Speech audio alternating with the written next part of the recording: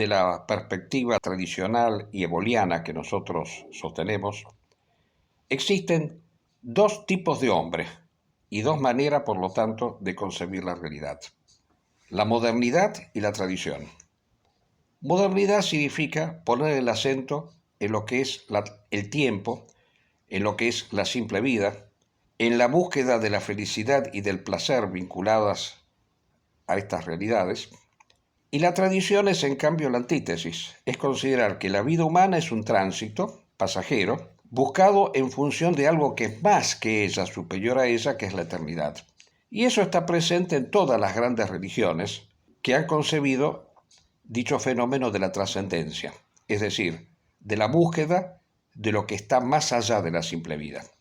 Agreguemos que la modernidad viene de modo, de lo que simplemente representa lo efímero, lo circunstancial. La modernidad ha tomado su origen a partir de un fenómeno que se puede calificar como la secularización de las grandes religiones. ¿Qué significa secularización? Secularización quiere decir una religión que ha dejado de lado esa meta trascendente, esa meta de lo que significa el más allá, para vincularlo todo al plano de esta vida, y llevar al plano de esta vida el elemento fideísta, el elemento impulsivo, podemos decir así, la convicción, el fanatismo muchas veces que puede tener una religión. Bueno, el primer caso de secularización lo tenemos justamente con el judaísmo. El judaísmo, desde en las épocas mismas de la dialéctica que existió entre dos posturas, la postura trascendentalista representada por el cristianismo, por la figura de Jesús, que consideraba que mi reino no es de este mundo, sino que es del más allá, y la postura, en cambio, mundanista, que es la representada por el fariseísmo, que consideraba que, al contrario, la gran meta era esta vida, la constitución del Estado judío, y por lo tanto el dominio cada vez mayor de dicho Estado, su expansión. Bueno, el fariseísmo es el antecedente del sionismo, que es la corriente actual de la secularización de la religión judía.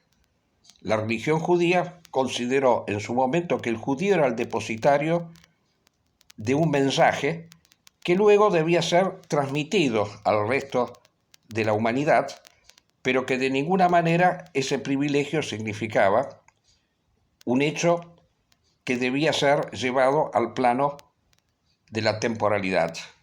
O sea, no significaba un privilegio, una actitud de dominio hacia el resto de los hombres. Bueno, sucedió que este proceso de secularización a lo largo de la historia ha tenido varias manifestaciones. Bueno, desde ya la primera manifestación fue la Revolución Norteamericana, que consideró justamente a Estados Unidos o a las personas que hicieron esa revolución como los grandes ejecutores de los planes de Jehová, del Dios israelita. Estados Unidos se concibió a sí mismo como una asociación pensada en función de la expansión universal, porque en un comienzo fueron nada más que 3 estados y luego llegaron a los 49 o 50 estados. Y quieren cada vez llegar a más estados. Por ejemplo, el señor Trump, que es el representante de este secularismo inmanentista, cuyo origen hay que encontrarlo en el Israel farisaico y actualmente en el sionismo, considera que Estados Unidos tiene que hacerse de otros nuevos estados. O sea, no debe quedar limitado exclusivamente a los 50 estados que posee, sino que tiene que hacerse de Canadá, de Groenlandia, no sabemos si también de México, algún otro, pero evidentemente tiende a la expansión. Y el otro modelo de Estado secularizado es el comunismo ruso, que en su momento, como hace notar muy bien el maestro Évola también en su obra Rebelión contra el Mundo Moderno, nos comenta que Rusia, si en algún momento fue un Estado fundado en la religión, este sentimiento religioso fue degenerando en la medida que consideró su mesianismo como ya no más un mesianismo simplemente espiritual o fundamentalmente espiritual, sino en un mesianismo político, económico, y que dará lugar a la Revolución Rusa. La Revolución Rusa asocia ese mesianismo ruso con la doctrina marxista, y lo vemos justamente en la perspectiva primero de Stalin, cuando Stalin considera que el triunfo de la Unión Soviética, la heredera de Rusia, significa el triunfo del comunismo como ideología, o sea, del triunfo de la revolución socialista en el planeta.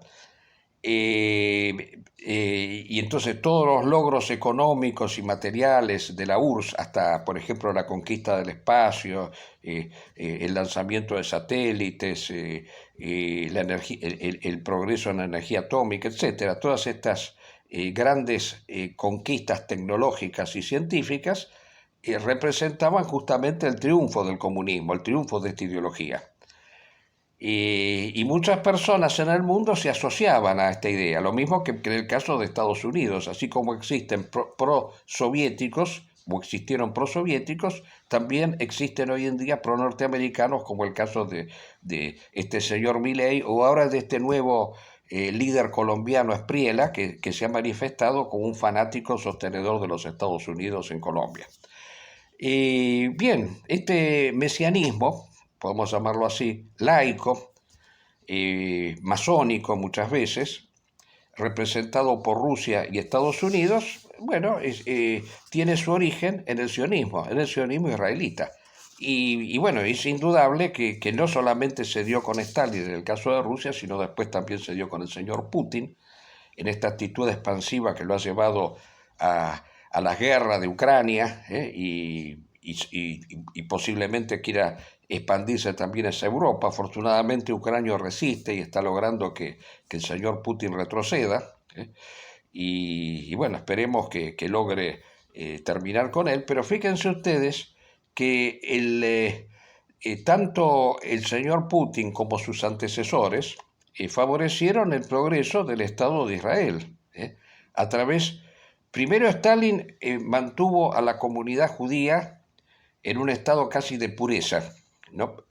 Fundando un Estado en la misma Unión Soviética que contuvo a los judíos para que no se mezclaran, porque justamente la tesis sionista es que el judío tiene que mantenerse puro en función de esa expansión universal que debe llegar a alcanzar. Y luego el señor Putin, con sus antecedentes Yeltsin y Gorbachev, con la excusa de la disolución de la Unión Soviética, cerca de 2 millones de judíos fueron trasladados a Israel. E Israel ha podido subsistir gracias al aporte ruso, al aporte del sovietismo ruso. Entonces, fíjense ustedes que hay una connivencia entre estas tres manifestaciones de la modernidad, tal como se ha visto ahora con la guerra que hemos tenido y que afortunadamente ha concluido positivamente hasta ahora, de Estados Unidos aliado con Israel en contra de Irán y de otras fuerzas islámicas del Medio Oriente, en donde se ha demostrado esa alianza estrecha, por lo menos entre estos tres países que han actuado asociadamente a lo largo de la historia, en función de una meta común, que es la modernidad, que es la búsqueda de, como decía el señor Milei hace poco, llevar el paraíso a la tierra, hacer descender el cielo a la tierra, hacer descender las fuerzas del cielo a esta tierra. Mientras que el hombre de la tradición busca el cielo en el más allá, el hombre moderno lo quiere hacer el paraíso acá en la tierra. Esa es la gran diferencia que hay, que ya viene del Antiguo Testamento, cuando Moisés va al monte Sinaí a buscar las leyes, el pueblo judío se rebela y empieza a elevar altares de dioses materiales. El gran becerro de oro empieza a rendir culto al oro, y que es un símbolo justamente de esta secularización del pueblo judío, que ya está presente. El pueblo judío es un pueblo paradigmático que muestra esta gran dialéctica que existe entre lo espiritual y lo material. Moisés representa lo material y Aarón, lo espiritual, perdón. Moisés representa lo espiritual, lo tradicional, y Aarón representa lo material, cuando eleva el culto al oro, al gran becerro de oro. Bueno, esta dialéctica está presente en el seno del judaísmo permanentemente. Y bueno, y podemos decir que lo que ha sucedido ahora en la guerra de Irán y esta firma del Tratado de Paz entre Irán y Estados Unidos, con la rebelión por parte de Israel. Netanyahu no está de acuerdo con esta firma del tratado porque dice que Trump está traicionando sus valores y principios, porque no se ha logrado absolutamente nada de lo que se buscaba, y que era lo que se buscaba: la destrucción de un régimen tradicional como el iraní. El iraní es un régimen religioso que está fundado en la tradición islámica, que considera justamente la búsqueda del cielo, del paraíso, el paraíso en el más allá, no en esta vida. La función del Estado, ¿cuál es? Es la de preparar al hombre para el más allá. El Estado es un pontífice para la tradición. No es un mero dispensador del bienestar material, como concibe el moderno en sus dos ideologías gemelas, liberalismo y marxismo, que buscan el paraíso en la tierra. No, no, la función del Estado es la función de un pontífice, de un elevador espiritual. Entonces, estas dos humanidades son antitéticas, la tradicional y la moderna.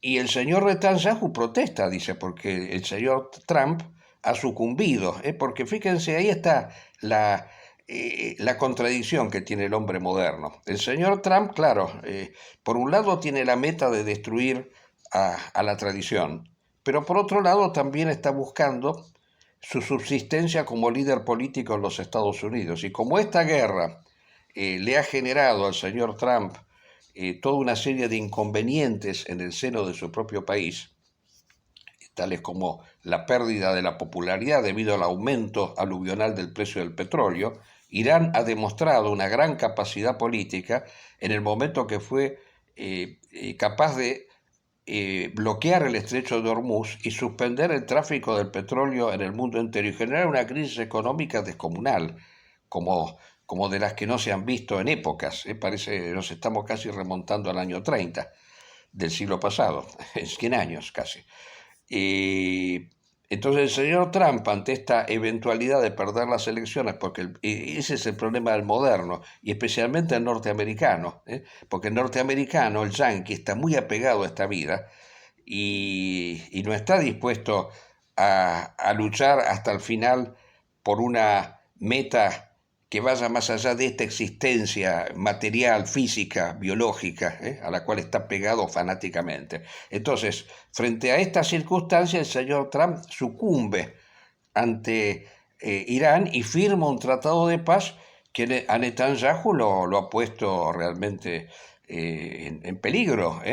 Y se ha dado por primera vez, esto a mí me ha llamado poderosamente la atención, es la primera vez que Estados Unidos reprocha a Israel y le llega a decir a Netanyahu, el vicepresidente Vance, le llegó a decir a Netanyahu que si él no hacía no aceptaba lo que decían los Estados Unidos, le iban a suspender la provisión de armas, porque aclaraba nítidamente que Israel depende totalmente de los Estados Unidos en su defensa militar.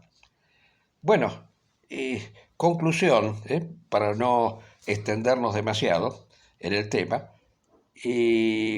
esta guerra entre tradición y modernidad, que lleva siglos, que es una guerra interminable, en estos momentos se está pasando por una situación crítica, porque es la primera vez en décadas que estos tres exponentes de la modernidad han entrado en conflicto entre sí.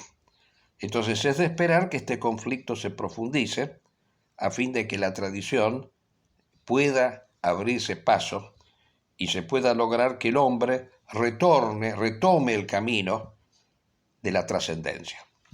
Muchas gracias.